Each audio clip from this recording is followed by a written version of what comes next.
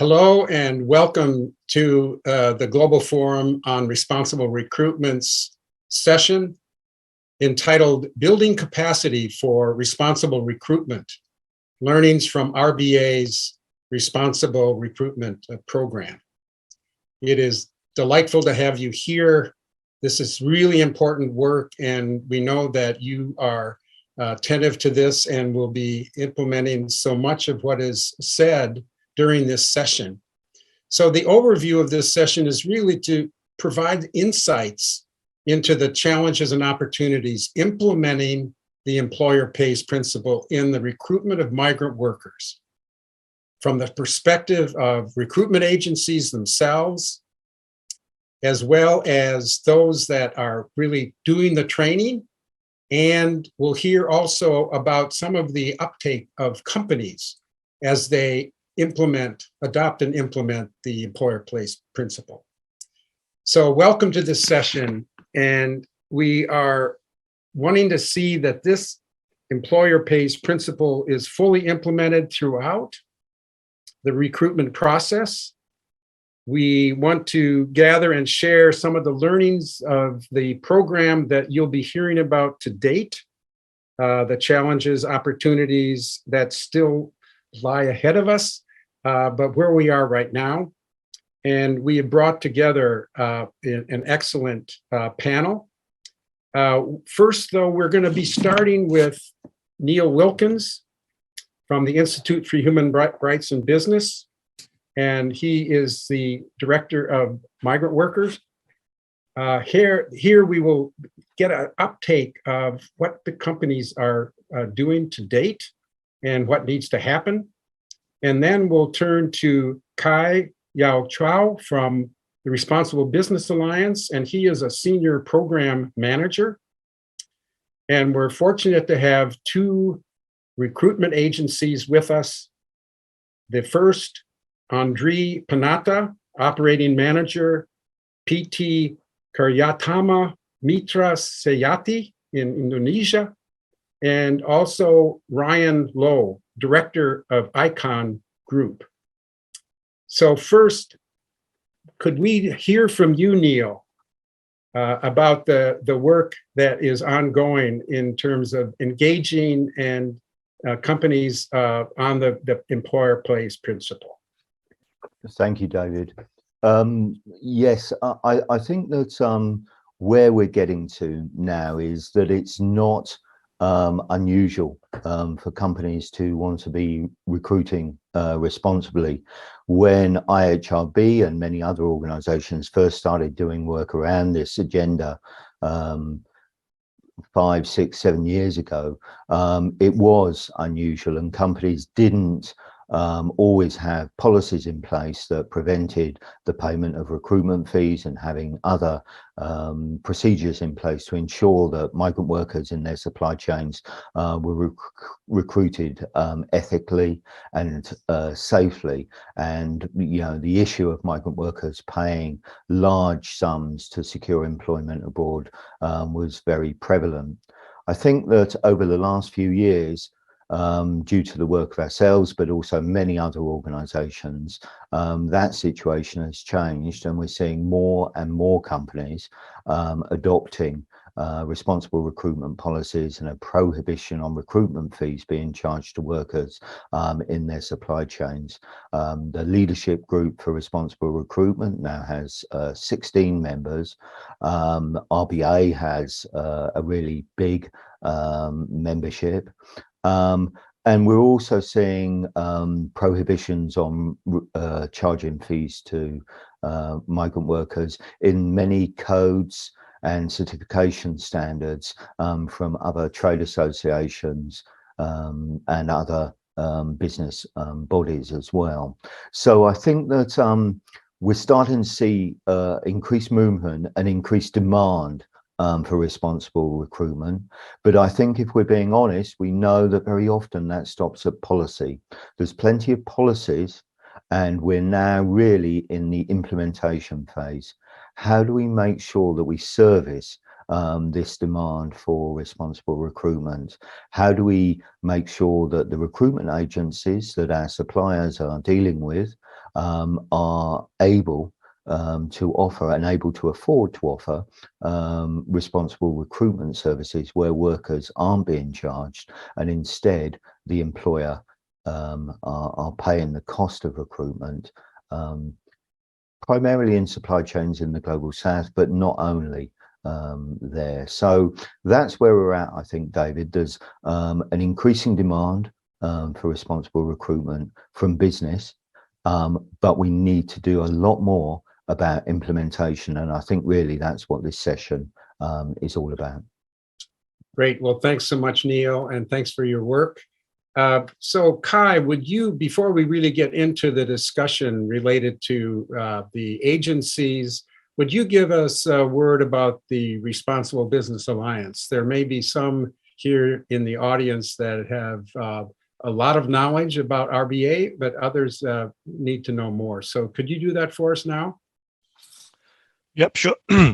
Sure. Thanks, David. Right. So thank you, David. And of course, before that, just to convey my appreciation as well to IHRB to have the RBA present at these sessions.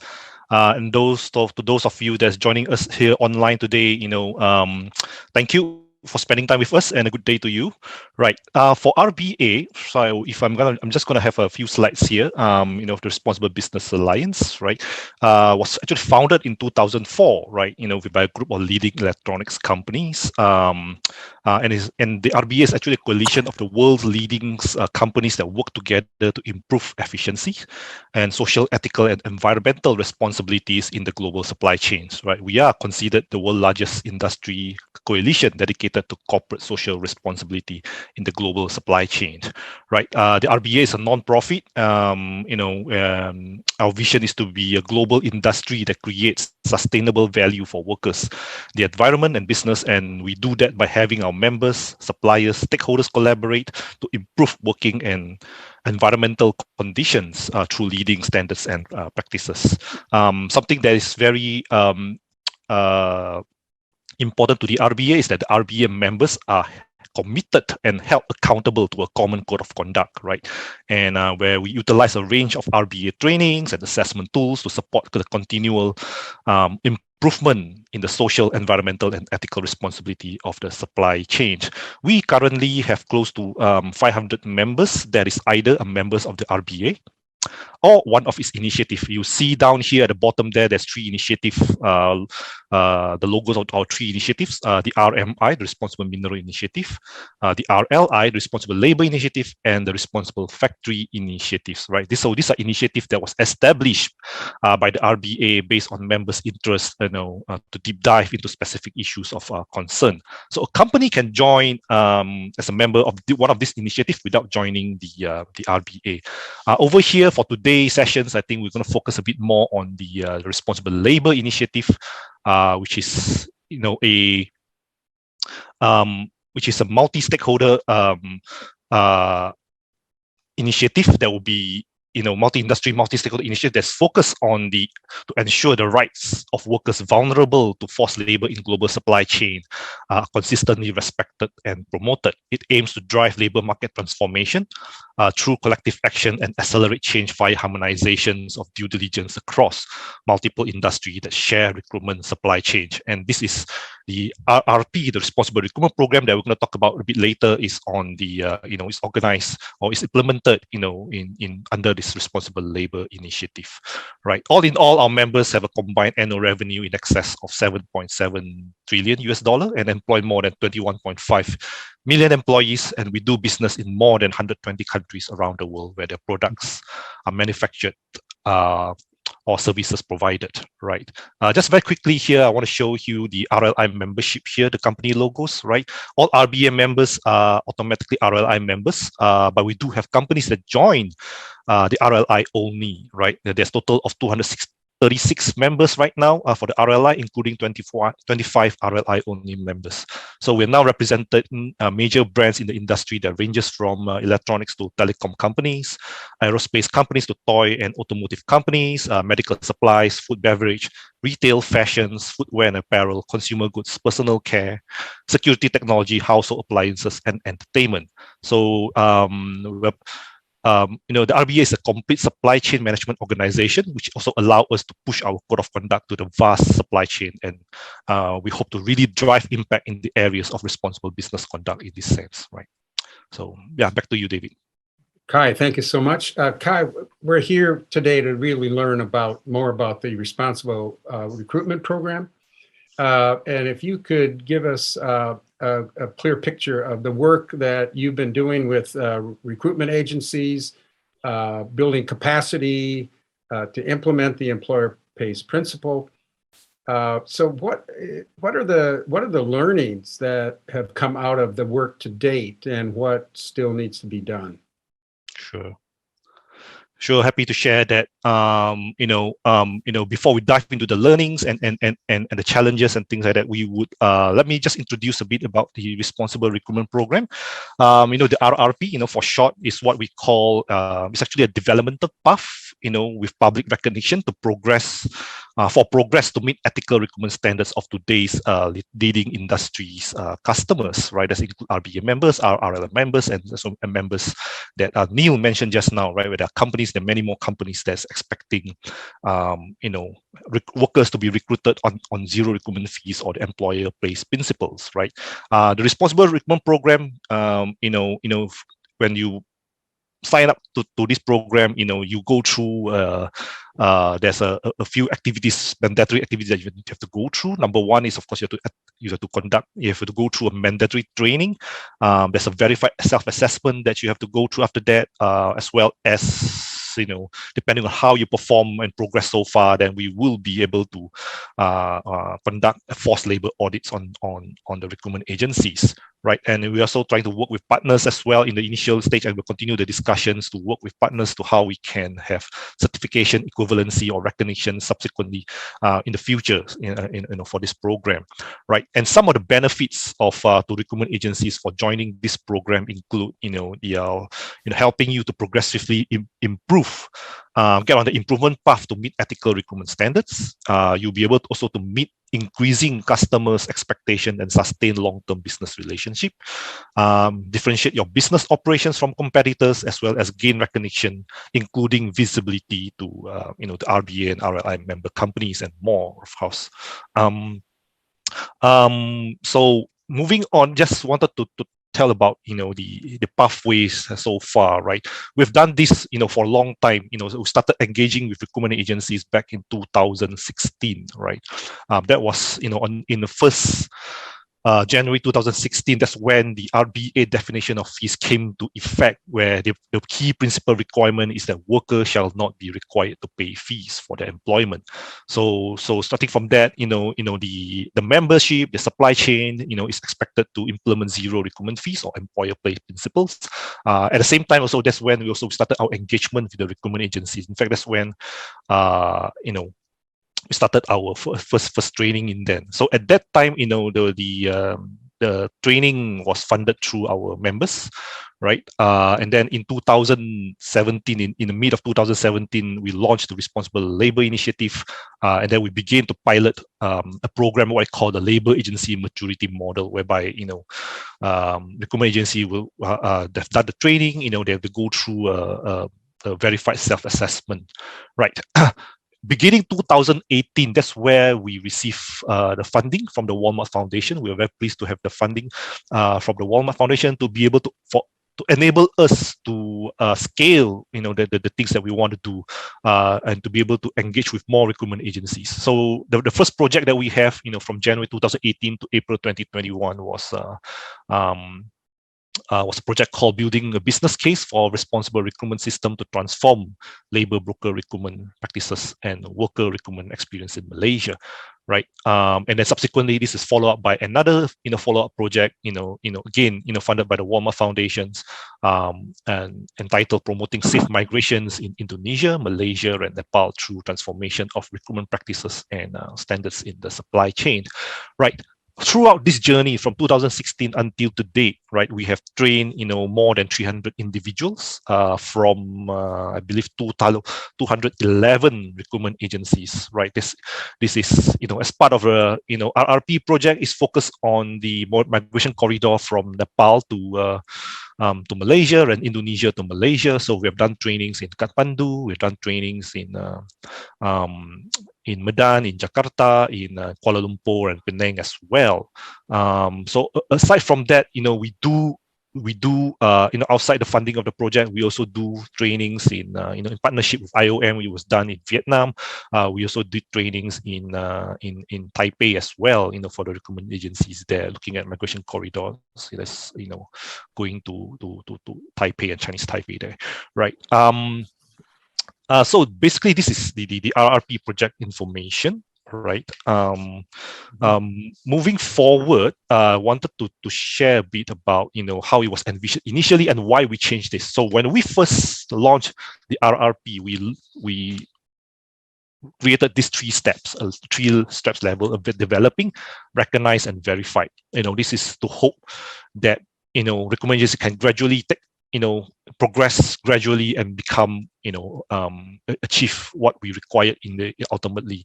So we have developing, recognize, and verified stages, right? Developing, as mentioned just now, there was it consists of undergoing a mandatory training. They would declare a level 1 commitments, going through a verified SAQ, as well as implements corrective actions. And level 2, the main point of it is to go through what we call a supplemental VAP audit, or SVAP, on forced labor, and that will get them to be recognized and then move on to level 3. And what was envisioned back then is that we'll be able to continue to our work with the fair hiring initiatives on the level or IOM's IRIS system for certification. So this is how we envisage it to be an activity-based kind of launch. But throughout the learnings, there are some as we learn from the projects, of course we also face some challenges, right? We do realize that not all recruitment agencies are in the same level. Some are more advanced than the others, some are more mature than the others.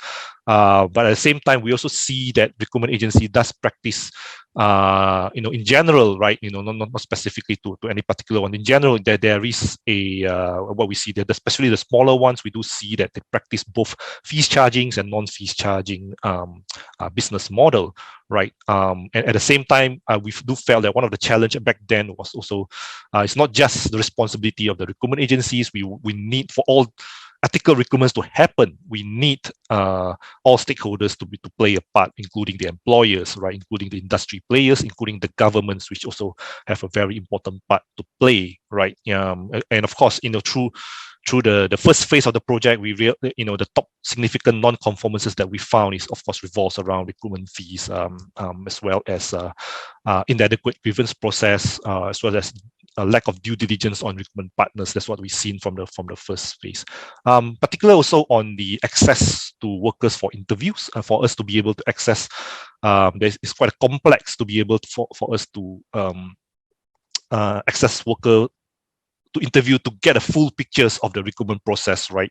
As we know, recruitment agencies, not only supplies to companies that are adhering to ethical recruitments or employer-based principles, but at the same time, the recruitment agency may also or supply to workers in the different industries and different sectors that's not governed by any code or anything. So there lies for some of the complexity. How do we get the full pictures, and how are we able to validate and audit through the process, right? We do need, when the RBA goes out and do an audit on recruitment agencies, we need to be able to access workers. Of course, the RBA members and RBA suppliers, we need to be able to access those workers. At the same time, we will also ask for workers that deploy to companies that's in other industry that's not part of the RBA or RIL member supply chain. So this is again one of the complexities in implementing a full comprehensive audit, particularly working with on the recruitment industries. So based on these learnings, actually we have adapted it, the RRP. We have to revise the levels based on the learnings. I mentioned earlier just now, it remains the same. The development, it continues to be a development path with public recognition at the end of it to meet ethical recruitment standards. And then there's now a progressive requirements to close significant findings and increasing eliminations of recruitment fees. So from the 3 levels earlier, we've now revised it to become a 4 level. we have participating, developing, performing, and recognize. So to achieve a recognized level, there is the highest level that we can have is that to have no fees, basically adherence employer-based principle, and all workers deployed at a no fees principle. That was the ideal that we want to achieve. At the performing level, at least, if for recruitment agency to achieve a performing level, then they need to be able to demonstrate fees. The no fees principle is implemented to employees that commits to a no fees principle, right? And then we have the participating level where you commit, attend trainings, you commit to a declaration of commitments, you go through a verified SAQ process, that will get you on the participating level, and then at the minimum, to achieve the developing level, then you need to meet the ethical recruitment standard. Like, for example, there's no withholding of passport. There is workers have freedom of movement. These are the principle that we have. But we understand the complexity in trying to achieve zero recruitment fees. So that is where the area that we need to work on. So for recruitment agency that falls into those categories, then they will be categorized as developing category. At this point, I think in time, the recruitment agencies that we have in the responsible recruitment program are at a participating level. We are now in the second phase of the project, and then we would like to, as we move on and be able to implement, the remaining activities of the project. We would like to, hopefully, we'll be able to see more recruitment agencies progress up this different level of maturity. So I think with that, David, I think I'll end my my presentation here, and then happy to discuss any further questions. Thank you. So what do you think, Kai? On the one hand, there are way too many workers that are still paying recruitment fees and costs. And the model is one that's step by step. But how would you think about accelerating that so that the worker who starts the journey and ends in a employer in another country doesn't have that debt on them, which obviously we agree that employers should be paying that. So any thoughts about how to accelerate that, because the need is so great? Yep. The easiest way, I think, to be able to implement this, right? I think this is not a responsibility that we put solely on recruitment agencies, and it's not supposed to be that.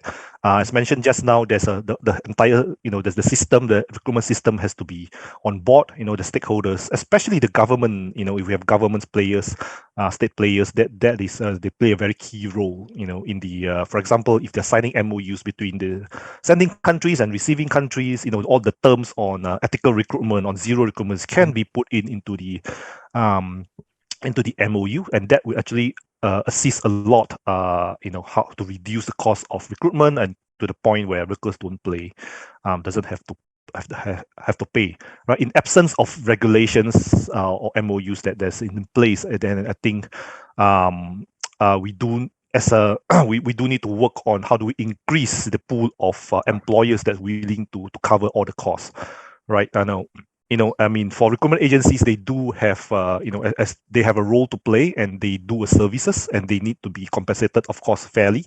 But at the same time, we'll continue our work to build the capacity, the training for the recruitment agency, so that they, these are, excessive fees are not being charged, or we are trying to avoid that. But at the same time, that the pool of employer willing to pay for zero recruitment fees needs to be increased. Outside, I think outside the RBA, RLI memberships, outside those, multinational companies that's already committed to employer-based principle, there are many more employers who is not adhering to that. So how we can achieve that? I think we do need all players to be on board.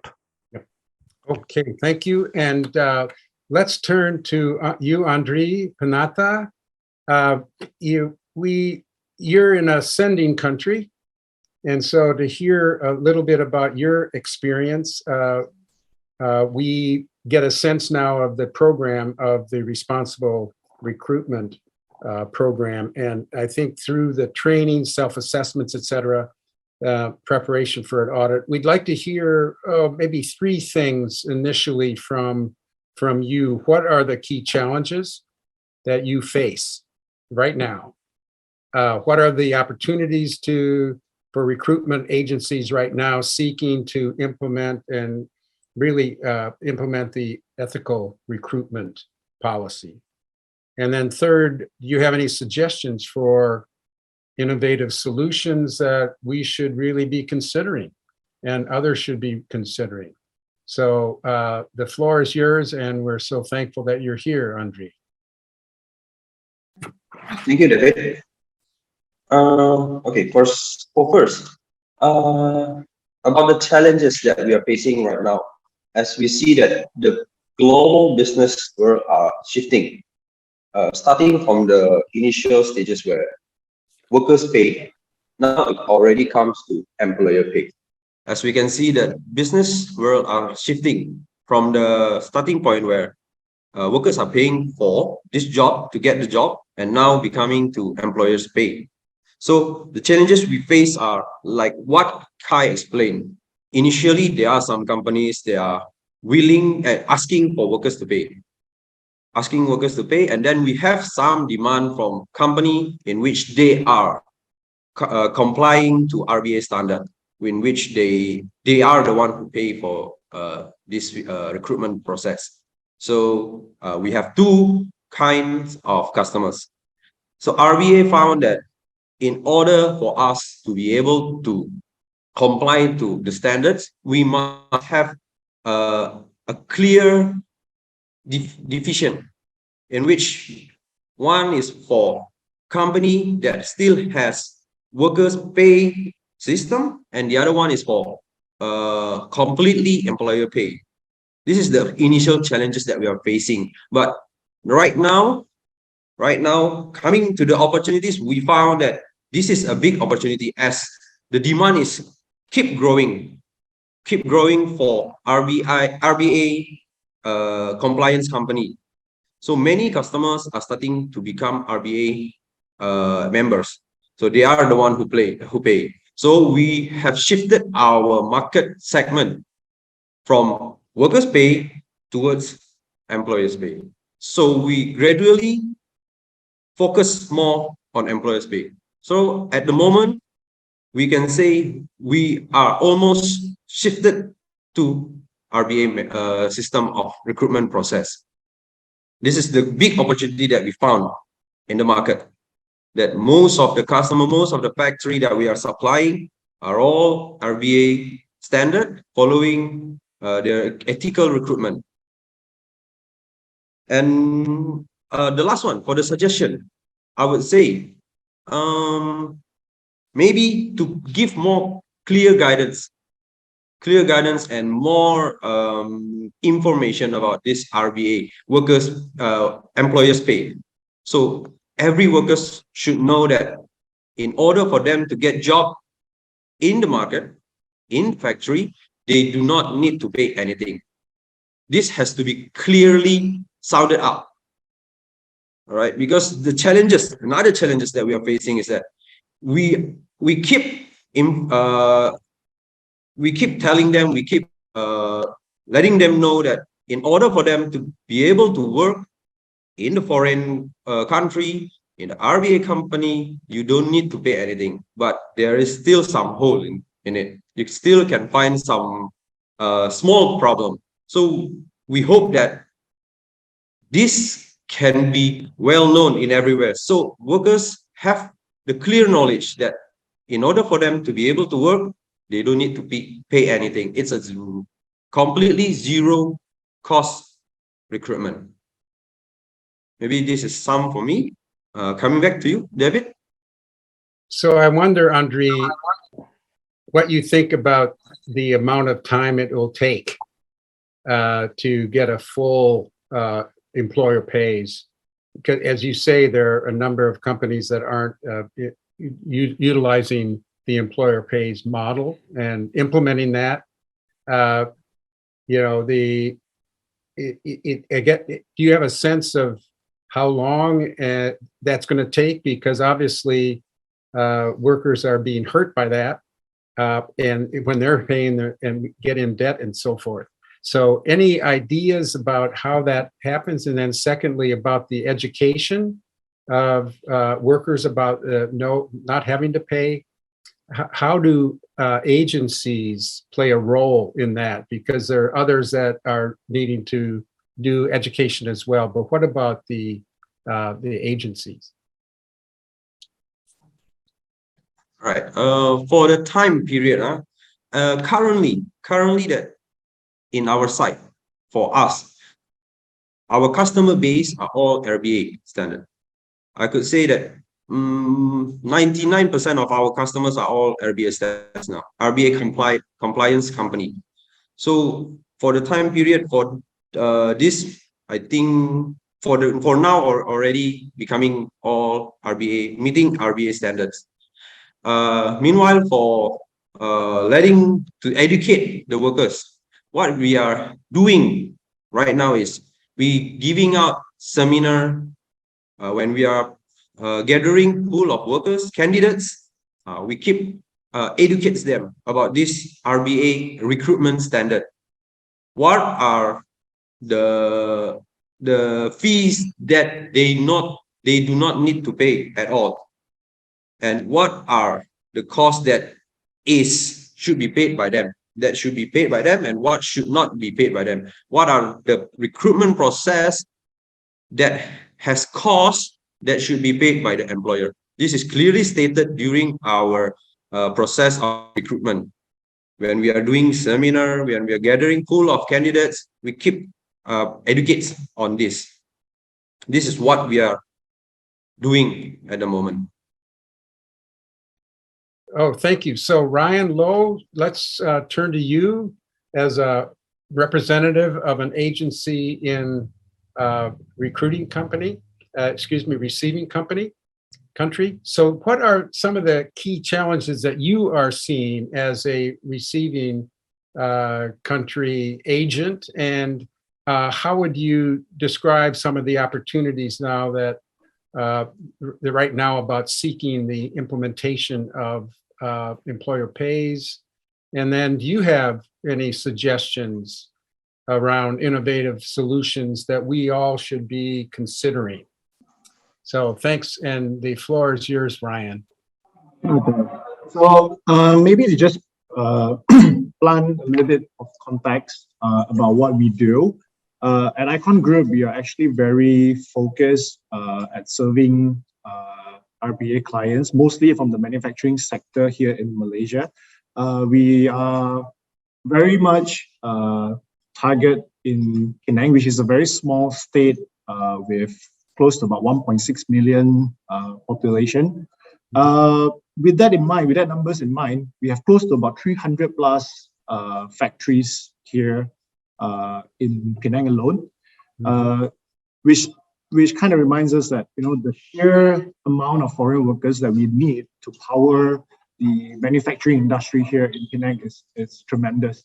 So before I jump into anything, I just wanted to give a shout out to RBA because they've done a great work so far in generating awareness among our clients, recruitment agencies, even sending country agencies, because without them, I think the awareness is still very weak. But today we see that a lot of the workers, especially coming from Indonesia, if you're asking the workers to pay, they would say, no, I wouldn't apply, because generally the awareness is already there. But when it comes to challenges, I think the greater force, meaning between governments, is still very much important. I think the political will between governments needs to be there, because if they themselves are not and advocates of ethical recruitments, then it says a lot about how the rest of the procedures and policies can be in play. So with the recent reopening of borders in Malaysia, what some of the key challenges that we see is that with the spike in demand, there are also a lot of the smaller players that may not know what ethical recruitments are that comes into the industry, and this has actually created a huge pothole in the whole ethical recruitment ecosystem. And with companies being so dire of workers and they are so desperate for labor to keep the business afloat, I think there are smaller companies that are taking advantage of this, and they will just offer little to no cost to customers just to bringing new foreign migrants into Malaysia. And this has actually hurt our business because we have invested so much in the whole mechanism in bringing workers, and it also hurt us in terms of our margins. So I mean, it's not all doom and gloom. We do see our clients who are RBA based. They are still very much committed to implementing ethical recruitment. So all the processes are not to be compromised, such as the selections of workers are still very well implemented. We still do pre-departure briefings and orientations, and also try to build more awareness about what ethical recruitment is, and the whole zero fees policies, so that workers could just spread the word among themselves. But if you're talking about innovation solutions, I think Singapore has done a great job in creating awareness and also building the whole system between public and also agencies as well as companies. Things like what do you call it, trafficking in person grant, where if the citizens or any agencies that are able to share ideas that could generate awareness and also help the authorities to detect and combat trafficking, I think all these initiatives are very good to build awareness generally among the public. I think even social finance in the UK also started to look into grants to help companies like us to stay afloat and differentiate ourselves. Because when it comes to employer pays policies, right? We can also understand, because for factories, sometimes it's all about cost. Costs do matter. So when employer has to pay for the recruitment costs, the first thing that they think about is to cut recruitment agencies like us. I mean, in terms of our margins, that's the first thing they will do, because they already have to shoulder that huge amounts of cost. So that actually, it can be a double-edged thing, because sometimes they help us in building our customer portfolio, but they also hurt us in terms of our margins. But luckily, at Icon Group, we are not just recruiting people. We are also here to build the experience with the workers. So we also provide accommodation, transportations, and also welfare.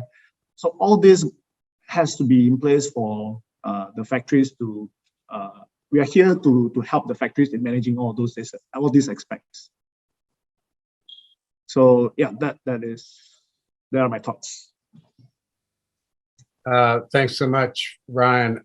I wonder if you could, I'm interested in the experience of you as an agent going through some of the trainings that the RBA has put forward in terms of the responsible recruitment program. You know, what is it like, and how deep do you go? Because it seems to me like the training piece is an important one. But what is your experience as a member of an agency in that process? Okay, so the RRP to us is the holy grail for recruitment agencies like us. So we are very excited to be part of it, because it certainly helps us to, it goes deep into our whole company systems in terms of our policies, our procedures. It certainly had helped us to build a more systematic process to recruit foreign migrants. And this has definitely helped us We benefit from it because factories are very particular when it comes to our own set of procedures when it comes to recruitment and also in selecting the workers. Yeah. Thanks so much. You mentioned the political will. Yeah. And Neil, I'd like to turn back to you. What's the role, Neil, of companies that have either committed to or totally embedded the employer principle in the operations, but collectively, like within the leadership group for responsible recruitment, for example, what's the role of companies in the policy arena to make sure that there's an interface with the government ministries of sending and receiving countries? And what's the experience to date, and what do you think needs to be done more fully? Thank you, David. And I think that it's a point that always needs making, because otherwise we simply end up with well-meaning companies, both employers and recruiters, trying to do the right thing, but set against a backdrop where they can always be undercut by companies who aren't trying to do the right thing. So we want to try and move the whole market, and that ultimately requires effective legislation from government, and importantly, appropriate regulation, but importantly, not just regulation for regulation's sake, regulation that's transparent and is consistently applied. It's almost that there's nothing worse than regulation that doesn't get consistently applied, and if people can circumvent it or pay bribes to get around regulation, then that doesn't aid the market. I think the role for business in this space is to make sure that they get behind the efforts of organisations like the ILO and the IOM, who are very often offering technical assistance to governments to try to improve recruitment practices within their countries. I think that for governments as well, things that we would like to see would be a move to more online processes to try to remove some of the obstacles and the places where corruption possibly can take place. I think that some of the processes perhaps could be simplified and certainly made more transparent. And transparency is important, so workers and employers and recruiters all know exactly what is supposed to be paid, what are the clear processes, what needs to happen to ensure responsible recruitment. Something else, and an interesting idea, I think, might also be to see where recruiters are undertaking training, professionalizing, and perhaps adopting certification awarded by the RBA and others, that they maybe get fast-track services through government processes. So if you are a certified recruiter, perhaps you get access to fast-track visa processing and things like that. These are things that would send very clear market signals to the recruitment industry and really help support recruitment agencies who are trying to professionalize and do the right thing. Thank you, Neil. Ryan, I noticed your head was nodding not when Neil was talking about fast tracking.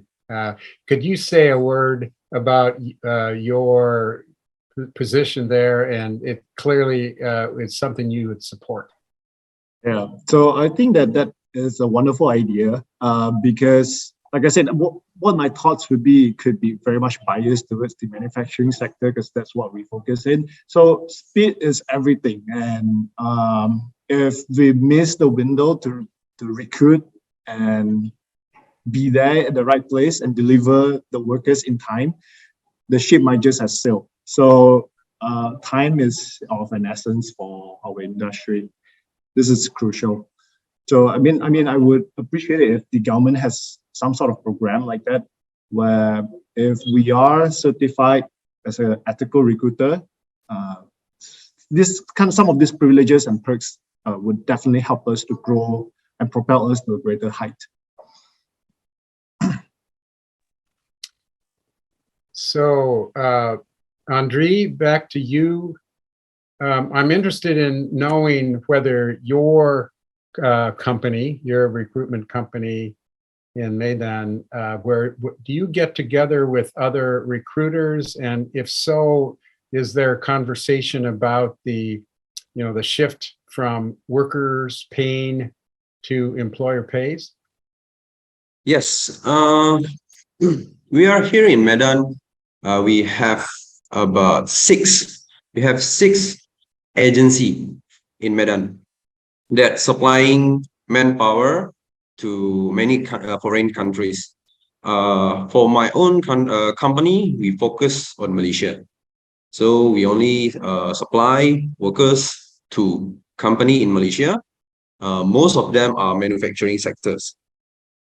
We as a collective group of these 6 members in 6 sending agency in Medan. Yeah, we indeed have talked about this coming RBA standards of supplying workers with zero recruitment costs. We are happy that for now and for the upcoming, workers don't have to pay, because now we are easier to get workers. They don't have to come out with money to be able to work. So this is a very great opportunity. So yeah, 6 of us, the group of us of sending companies, sending agencies, we hope that this RBA can provide us more market in the future, because as you can see, as Kai also mentioned, that in order to be able to support these RBA companies, the market there, only agency that comply to the standard, to the ethical recruitment process, who are able to supply for those customers.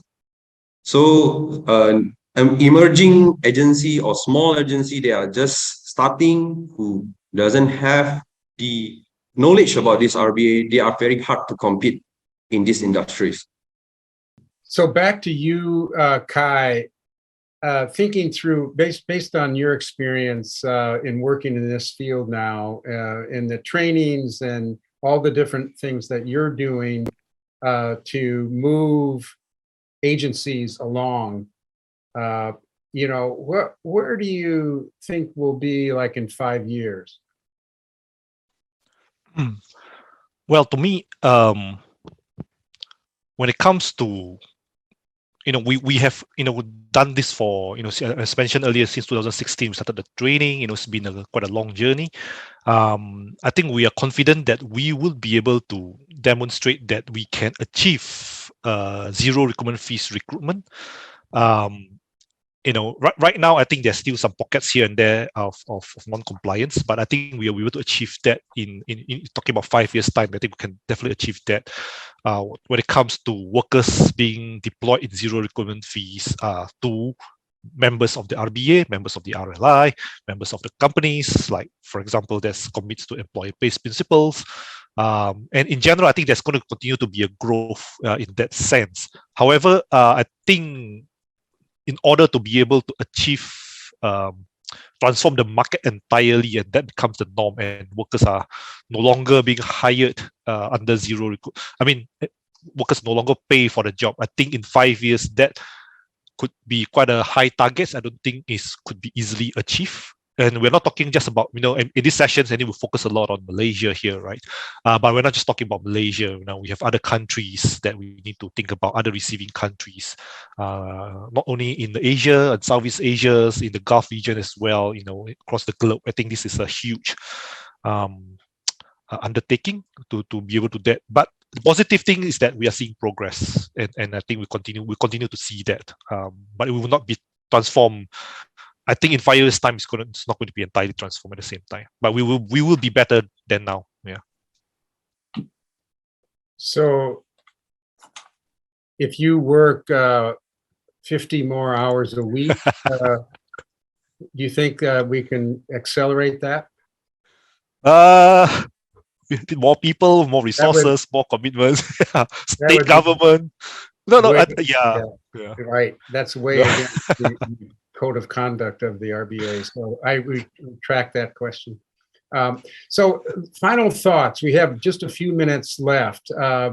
Any one of you that would like to provide some final thoughts to our audience today before we close? Yes, Neil? David, I just want to return to something that Ryan said actually about investment capital and the importance of funding responsible recruitment. We've got a number of sessions featured at the Global Forum this year that are looking at various aspects of financing, and for many, especially smaller recruitment agencies, changing over to an employer pays model gives them problems with cash flow, because of course they're not getting the money up front from migrant workers. And so cash flow, I think, is really important. And if investment companies could find ways of putting money up in advance that recruitment agents could access, it would effectively help pump prime some of these processes. So I think that there's a lot of attention perhaps should begin to be paid to that area of finance and how we might begin to finance responsible recruitment. So that's an area that I think would really help, and is definitely worth exploring going forward. Thank you, Neil. And as a staff person at the Interface Center on Corporate Responsibility, working in the investment space, along with institutions, large institutions that, whether it's the World Bank or the IMF, or to really get concrete in terms of helping that a just transition in the recruitment space and enabling it to be accelerated. Any other comments before we close? We just have a couple of minutes here. Ryan, anything that you would like to say as we wrap up? I think just wanted to say thank you for having me. But jokes aside, I think it's a really good chance for generally in Malaysia. I think it's a very good location where a lot of the manufacturings are really having that kind of experience and also the commitment to ethical recruitment. So as you can see, we just need a little bit more push to go into other industries such as hospitality, constructions. I think palm oil also a big key in Malaysia market. So I think over time, I think this ethical recruitment is going to be a norm, especially in Malaysia. So keep up the good work, everyone. Okay. Well, thank you so much. So just a couple of final comments. A big thanks to each of you as panelists. Brian, Andre, Kai, Neil, very much appreciate your not only your comments, but your dedication to this work, that we might all move to help accelerate it and make sure it goes deep into embedding not only in companies and agencies, but also remembering that it's the migrant workers that take that journey from maybe a small village and end up in a factory or a farm or a fishing boat, whatever, and really are very, very dependent on a fair recruitment and ethical recruitment as we move forward, which helps not only themselves but their families and the economies of the areas where they come. So thanks to all the panelists, also to Walmart Foundation for supporting the Responsible Recruitment Program, and to the Institute for Human Rights in Business. This is a very important global forum. Each year, it helps to galvanize not only ideas and thoughts and bringing great people together, but to really put together a kind of impetus for greater acceleration of action and thoughtful engagement of government, of other stakeholders as well. So we're very thankful. And David Schilling from the Interfaith Center on Corporate Responsibility, who's been very involved with the RBA and the Responsible Labor Initiative. It's been really important, I think, for me and for ICCR to be a part of this, and also, of course, working with you, Neil, which is always a pleasure, at the Institute for Human Rights in Business and the Leadership Group for Responsible Recruitment. But we're very thankful for Kai, for you helping to organize this, and we wish you the best for the Responsible Recruitment Program, and each of us can do our own part, our own role as stakeholders to really support and deepen this initiative, so that workers, their families, companies, agencies, can flourish. So thanks so much, and we are very, very thoughtful. Thankful for the audience and for listening to this presentation, and I know you join me in thanking our panelists. So good day, and I hope the rest of the forum goes well. Bye-bye.